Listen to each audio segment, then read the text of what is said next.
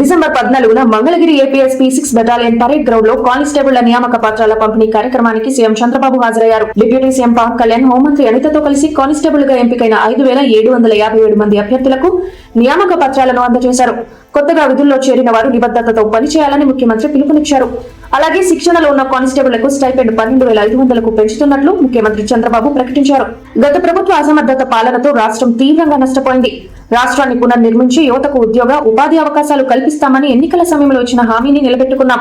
మీకు ఉద్యోగం వస్తే నాకు, మిత్రులు పవన్ కళ్యాణ్ కు మంచి పేరు వస్తుందని 31 కేసులు వేశారు. వాటిని అధిగమించాం.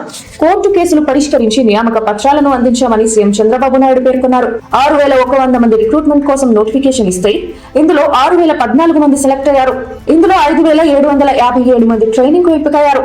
వీటిలో సివిల్ కానిస్టేబుల్ గా 3,343 మంది, ఏపీఎస్పీ కానిస్టేబుల్ గా 2,414 మంది ఎంపికయ్యారు. సివిల్ లో మహిళా కానిస్టేబుల్ 993 మంది ఉన్నారు. మగవారికి ఏ విషయంలోనూ మహిళలు తీసిపోకూడదనే ఉద్దేశంతో గతంలోనే ఉద్యోగాల్లో 33% రిజర్వేషన్లు అమలు చేశాం అని సీఎం చంద్రబాబు నాయుడు పేర్కొన్నారు. ఆర్టీసీలో మహిళలను కండక్టర్లుగా నియమించాం.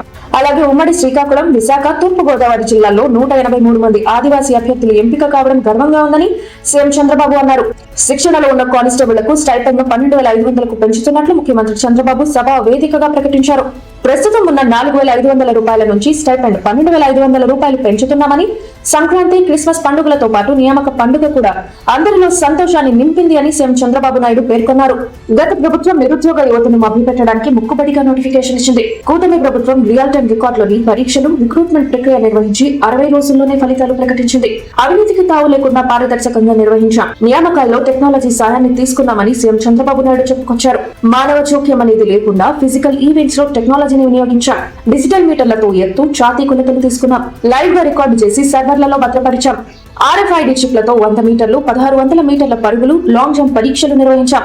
కానిస్టేబుల్ ఉద్యోగాలకు ఎంపికైన ఒక్కొక్కరిది ఒక్కో గాథ. వారికి విద్యా విలువల్ని నేర్పిన వారి తల్లిదండ్రులకు అభినందనలు తెలియజేస్తున్నాను. కానిస్టేబుల్ గా ఎంపికైన గిరిజన యువకుడు బాబురావు తన సొంత గ్రామానికి రహదారి వేయాలని సామాజిక హితం కోసం కోరారు. దీనికి ఉప ముఖ్యమంత్రి పవన్ కళ్యాణ్ రియల్ టైమ్ లోనే అనుమతులను, నిధుల్ని మంజూరు చేయించారు. అల్లూరు జిల్లా జీకే వీధిలోని వెలుగురాతి బండ, తిమ్మలబండ గ్రామానికి రోడ్డు నిర్మించేందుకు 3.90 కోట్ల రూపాయలు మంజూరు చేయడం ప్రజా సంక్షేమం పట్ల కూటమి ప్రభుత్వ చిత్తశుద్ధికి నిదర్శనమని సీఎం చంద్రబాబు అన్నారు. ఉద్యోగాలు రావాలంటే ఎన్డీఏ రావాలని ప్రజలు ఆకాంక్షించి మమ్మల్ని గెలిపించారు. నేను ముఖ్యమంత్రిగా ఇప్పటి వరకు పోలీసు శాఖలో 23,676 ఉద్యోగాలు ఇచ్చాను. రాష్ట్రంలో 58,000 మంది కానిస్టేబుళ్లు ఉండగా వారిలో 24,000 మందికి ఉద్యోగాలు ఇచ్చినందుకు గర్వపడుతున్నారు. ఎన్నికల మేనిఫెస్టోలో ఇచ్చిన హామీ మేరకు 20 లక్షల ఉద్యోగాల కల్పనకు కట్టుబడి ఉన్నాం.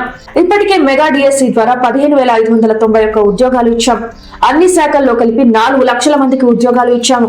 18 నెలల పాలనలో 8.5 లక్షల కోట్ల రూపాయల పెట్టుబడులకు ఆమోదం ఇచ్చాం. విశాఖలో 538 ఎంఓయూలు చేస్తే 11.38 లక్షల కోట్ల రూపాయల పెట్టుబడులు వస్తున్నాయి. 735 పరిశ్రమలు, 19 లక్షల కోట్ల రూపాయల పెట్టుబడులు రాష్ట్రానికి వస్తున్నాయి అని ముఖ్యమంత్రి చంద్రబాబు నాయుడు తెలిపారు.